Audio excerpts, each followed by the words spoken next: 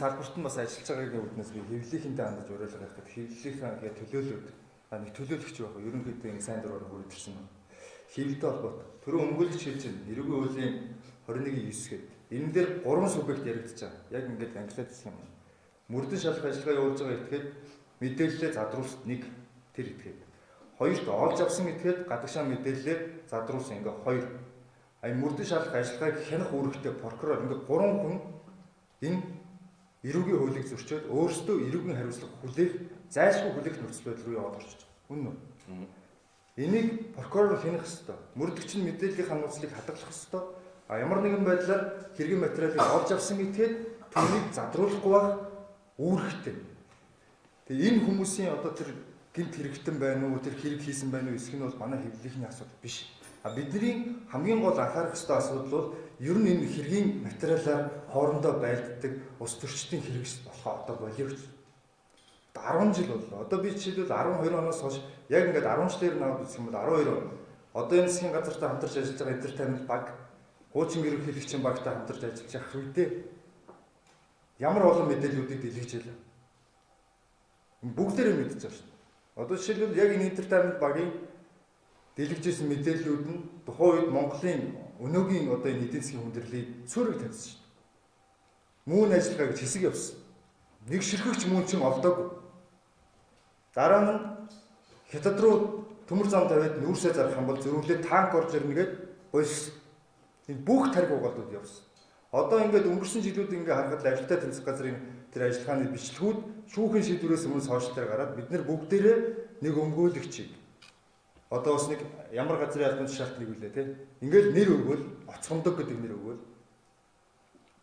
өөр юу л оймсчин гэдэг нэр өгвөл энэ ингээд шүүхээс гадуур ялдаг байдал өөрөө хуулиар хориглогдсон. Одоо ингээд хэлээд хэвлэл мэдээлэл их манай нэг задлсан сэтгүүлч хэлээд байлаа. Юмаа нуухгүй бид нар нүдээ нуухгүй шүү дээ. Нуух үүрэг нь эрүүгийн хуулиар байж байгаа. Нэг хоёрдугаар бид нар дундаасаа хэвлэл мэдээллийн байгууллагууд дундаасаа хэвлэл мэдээллийн зөвлөл гэж байгуулсан. Зөвлөл нь ёс зүйн хороотой. Тэр хороо нь 2015 онд хэвлэл мэдээлэл ийм ёс зүйн зарчмыг баримталж ажиллая. Ингэснийхаа дараа бид нар өөрсдөө үүргээ биелүүлжээж дараа нь эрх чөлөөтөө эрхээ эдэлж чөлөөтөө хянах үүргээ гүйцэтгэе гэдэг зарчмын тохиолгоо хийсэн. Тэр ёс зүйн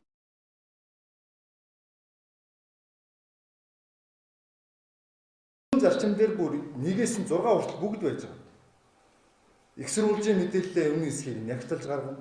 С жигтнүүдтэй холбоо гэмтэргийн мэдээлэл дамжуулалтаа с жигтнүүдтэй холбоотой зураг хөргийг нийтлэхгүй. Маш тодорхой заасан. Бид нар өөрсдөө угаасаа дүрм хууль, дүрм журмаа мэддэггүй манай сэтгүүлийн салбар угаасаа бүгдээрээ бид нар мэддэггүй учраас нөгөө нэг хянах гадаага эрх баригчид нь биднийг ашиглаад зүгээр дураараа ашигладаг болсон. Цэвэрхэн ажилдаг болъё гэж байгаа байхгүй. Би бол уриалж байгаа. Одоо бид нэр ийм зүйл дээр жишээлбэл тогоо шанаг ярих болох хэрэгтэй.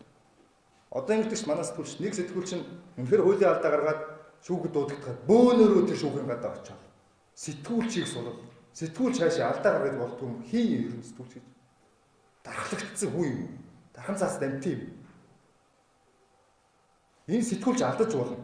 Одоо бид нар яг энэ жишээн дээр алдаа гаргасан сэтгүүлчид хариуцлага заавал тэр хариуцлагыг үүрүүлжээж энэ дээр бид нар хатуу хариуцлагыг өнөөдрөөс тогтоов. Үүнээс хойш бид нар эрүүгийн бусад хууль тогтоомжууд хүний эрхийн эсрэг ажиллаад эдэлсэн цаг үеэс сэтгүүл зүйн бүртгэх юм аа.